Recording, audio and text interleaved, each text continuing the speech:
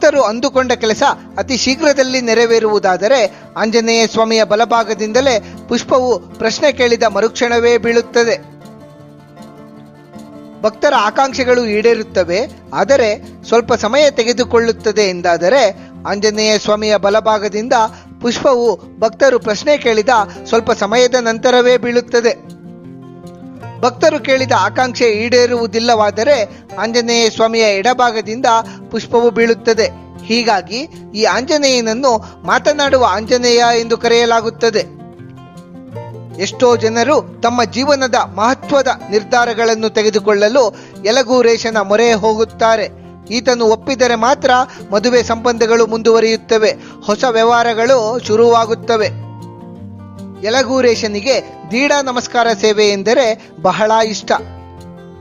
ಭಕ್ತಾದಿಗಳು ತಮ್ಮ ಕೆಲಸ ನೆರವೇರಿದರೆ ಯಲಗೂರಿಗೆ ಆಗಮಿಸಿ